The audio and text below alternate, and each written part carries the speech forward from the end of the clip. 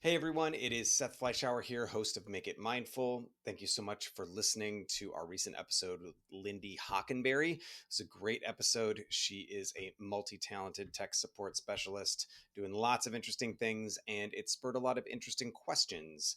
And I am going to address those questions now. You mentioned that parents are often unaware of how much time their children spend online. What's the best way to start that conversation at home? So my best advice there is that last one of those last words in the question, which is to make it a conversation. Maybe you want to ask them what they did online that was cool that day. How they're spending their time there that is productive. And paying you want to pay attention to those different things. Not all screen time is created equal. And really, if you can get them to the point where they can recognize the way that they're feeling after they spend some of the time doing the things that you probably don't want them to do, that is a way in to get them to understand that even things that feel good in the moment might not be things that are good all around or long term. Another question was Lindy talks about building emotional language with students. Do you have specific strategies or resources for doing that virtually? Yeah, building emotional language, it's going to start with you and naming your own feelings. That might sound pretty easy, but even for adults, it's something that we have to continue to work on. Sometimes you might be surprised as to how many emotions exist, and there are lots of cool apps that you can download that where you can track your emotions that might have a bunch of different emotions that you can choose from in any given moment to really understand how you're feeling, and you can start to model how you express some of those feelings in language to your kids as a way to get them to do the same thing. And that color coding, that's another thing that really helps. If you can sometimes point to a choice of an emotion more easily than you can come up with the emotion on your own. And so having like a little color map, the basic thing of like looking at, blue is sad and red is angry and yellow is excited and worried and green is good. Like you could use something like that or something more complicated. All right. The next question was you both mentioned the need to shift from how much screen time is okay to what are we doing with that screen time? Can you give more examples of healthy screen time practices? For sure. One good question to ask, are they doing it with someone? Is that someone you? Is it one of their friends? That's different than doing it completely alone. So is there collaboration? Is it a social activity? That would be one thing. Another thing is, are they sitting there doing nothing versus are they actually doing something or even producing something? On that scale, you have, passive watching of a YouTube show versus gaming, which is producing something within that world, versus like actually creating a video or a podcast, which is producing for the digital world.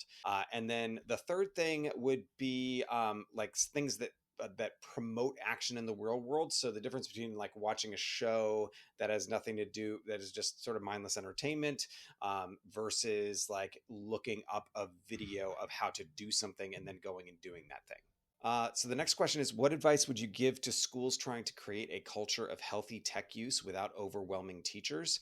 I would say the biggest thing with healthy tech use, whether it's parents, whether it's teachers to students, whether it's administrators to teachers, would be modeling healthy usage. And it is such an easy thing to forget, but just bringing that little step of mindfulness to your use of technology, asking yourself, who is scrolling right now? Why am I doing this?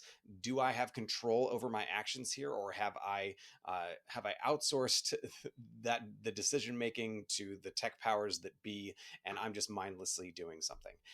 That would probably be the most effective thing you could do, and then it's just about manageable small steps. So, can you send out a tip of the week? Can you have people share their own success stories with technology and how they've put up guardrails that work for them? Those types of things can help shift a culture. Last question was that Lindy emphasized that adults should be models of mindful tech use. What are some habits you personally recommend for educators and parents? Oh, I like this question. It's kind of different for everyone because there's not necessarily a list of best practices of things that you have to do in order to have a healthy relationship with technology.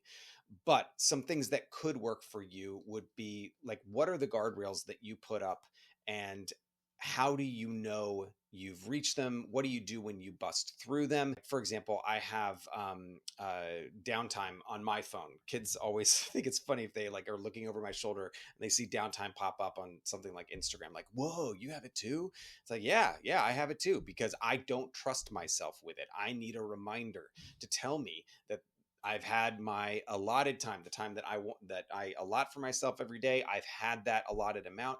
Now I need to move on and do something else. These lines are going to be different for each person. So you got to find what's going to work for you. The most important thing is that you're successful at it most of the time. It's okay to not be successful all of the time, especially if you're talking about that lack of success and what it means for you. And if that makes you want to change this rule a little bit, or if you're actually okay with it, or if you're not okay with it, and what you could do to get back there.